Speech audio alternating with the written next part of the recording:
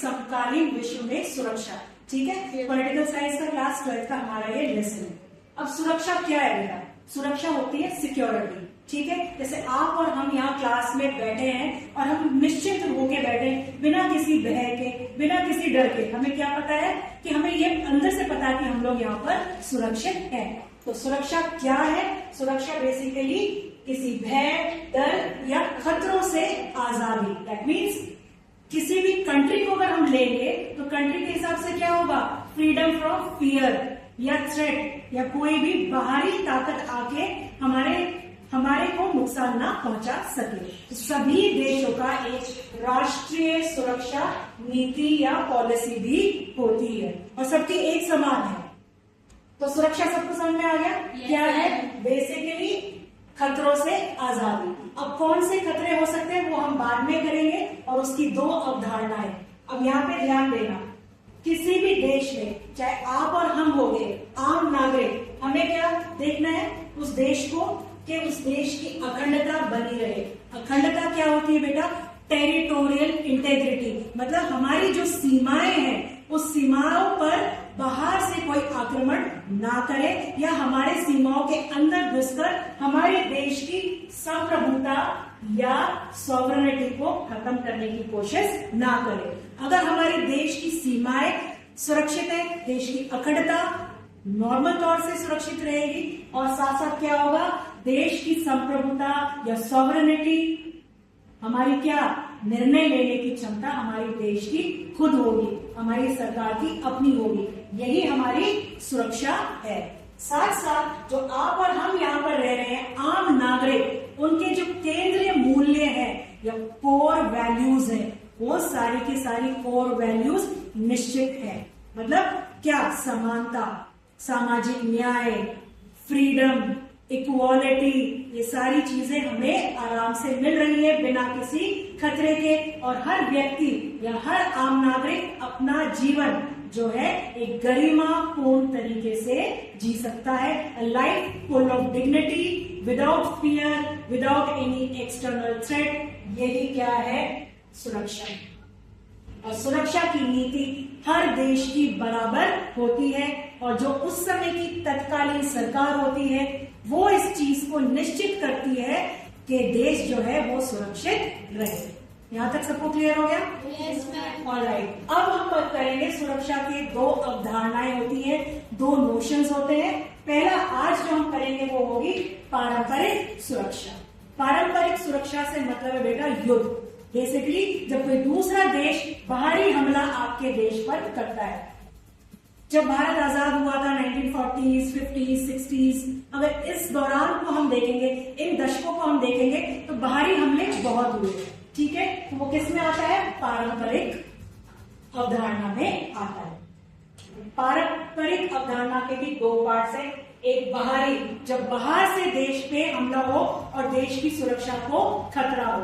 दूसरा है आंतरिक, जब देश के अंदर ही कुछ ऐसी चीजें हो जाए जिससे कि देश की सुरक्षा को खतरा बन सकता है।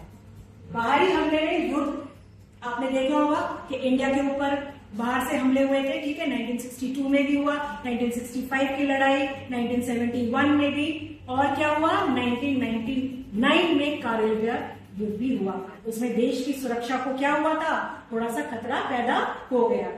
नेक्स्ट, जनसंहार। जनसंहार होता है बेटा कि जब जिसको कहते हैं ना सामूहिक रूप से हत्याएं की जाए, और ये कोसोवो में भी हुआ था।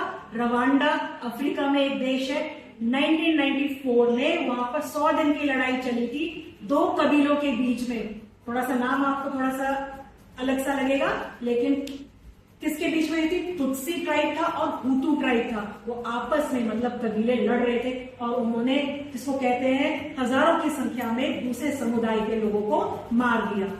जनसंहार जो होता है वो 3 रूपों में हो सकता है। धर्म के आधार पे हो सकता है, नस्ल के आधार पे हो सकता है, या जातीय जनसंहार हो सकता है। तो अपने एग्जाम्पल में आप लिख देना कोसोवो जो 1998-99 के आसपास हुआ, और रवांडा में हुआ। क्या हुआ?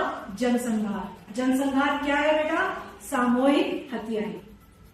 ठीक है, और ये दोनों पॉइंट्स आपके किस में आ रहे हैं? पारंपरिक अवधारणा में आ रहे हैं। अब कोई देश है वो अपने देश को क्या करेगा, सुरक्षित रखेगा। अपनी सुरक्षा को बनाए रखने के लिए सबसे पहले वो क्या करेगा, अपना शक्ति संतुलन बनाएगा। फॉर एग्जाम्पल, मैं एक छोटा देश हूं और मुझे पता है कि इस वाले देश से मुझे खतरा है, तो मैं क्या करूंगी, अपनी सैन्य क्षमता को बढ़ाऊंगी, अपनी मिलिट्री कैपेबिलिटीज को बढ़ाऊंगी, ताकि मेरी आर्मी और मिलिट्री वाइज हम लोग स्ट्रांग हो सके, सक्षम हो सके कि बाहरी खतरे को निपटा सके। अगर मुझे लगता है कि भाई नहीं, मेरे में उतनी क्षमता नहीं है, मैं आर्थिक रूप से उतना स्ट्रांग नहीं हूं, तो मैं क्या करूंगी, गठबंधन बनाऊंगी।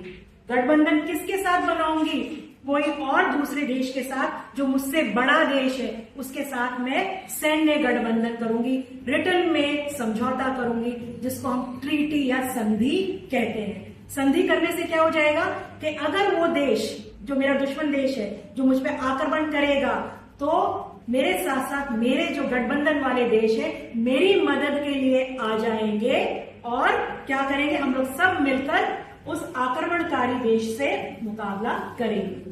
गठबंधन समझ में आ गया क्या हो गया, जब दो या दो से अधिक देश आपस में मिलकर रिटर्न में लिखित तौर पर समझौता करते हैं, सैन्य संगठन।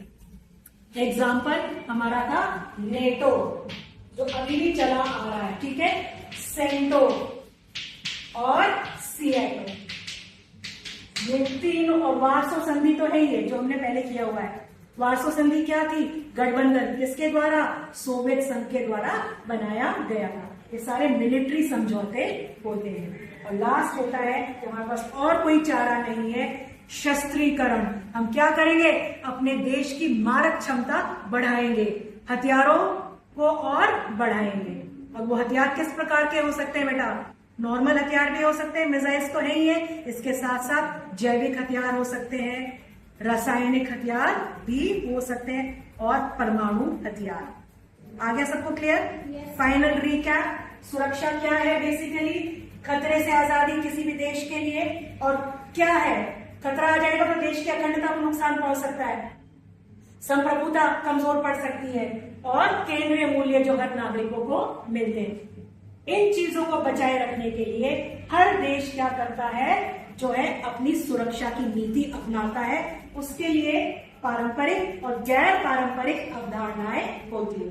पारंपरिक में बाहरी खतरा कहां से है, कोई देश हम पे अटैक कर दे, हमला या युद्ध। दूसरा जनसंहार, भाई दूसरे देश के लोग समुदाय आए या नस्ल के हिसाब से या धर्म के आधार पर मारकाट शुरू कर देते हैं। और इन सब से बचने के लिए शक्ति संतुलन होता है, गठबंधन बनाया जाता है, और शस्त्रीकरण, ताकि देश की सुरक्षा नीति क्या हो सके, स्ट्रांग हो सके या मजबूत हो सके। ठीक है।